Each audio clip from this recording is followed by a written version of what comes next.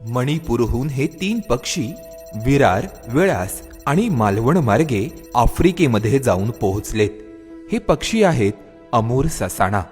भारतीय वन्यजीव संस्थानने मणिपूर वन विभागाच्या मदतीने सॅटेलाइट ट्रान्समीटर लावलेल्या 3 अमूर ससाणा पक्ष्यांनी महाराष्ट्राच्या किनारपट्टीवरून अरबी समुद्रावर झेप घेत सोमालिया गाठलंय.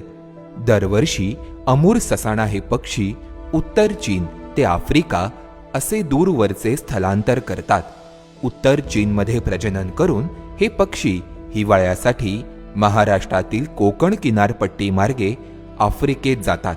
या दरम्यान ते भारतातील नागालँड आणि मणिपूर या राज्यांमध्ये आरामासाठी थांबतात. यावेळी WIIच्या शास्त्रज्ञांकडून या पक्ष्यांना सॅटेलाइट टॅग लावण्यात येतात. WIIचे शास्त्रज्ञ डॉक्टर R. सुरेश कुमार यांनी 11 नोव्हेंबर रोजी मणिपूर येथे 10 अमूर ससाणा पक्ष्यांना पकडलं. त्यामधील साधारण 100 ते 120 ग्रॅम वजनाच्या 3 अमूर ससाणा पक्ष्यांना पकडून त्यांच्यावर 3.7 ग्रॅम वजनाचे अत्यंत हलके सॅटेलाइट ट्रान्समीटर बसवले. त्यानंतर त्यांना सोडण्यात आलं. ट्रान्समीटर लावलेल्या पक्ष्यांची नावं अपपांग, अलंग आणि अहू अशी ठेवण्यात आली.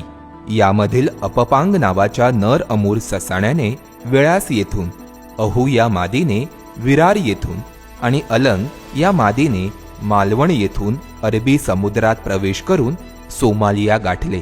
यामधील अपपांग नावाच्या अमूर ससाण्याने कुठेही न थांबता 5 दिवस 15 तासात मणिपूर ते सोमालिया हे 5500 किलोमीटरचं अंतर कापलं. पहिल्या 76 तासात त्याने कुठेही न थांबता मणिपूर, पश्चिम बंगाल, ओडिशा, छत्तीसगड, तेलंगण, कर्नाटक आणि महाराष्ट्र असा प्रवास केला. यावेळी त्याच्या प्रवासाचा वेग हा दररोज 1000 किलोमीटर एवढा होता.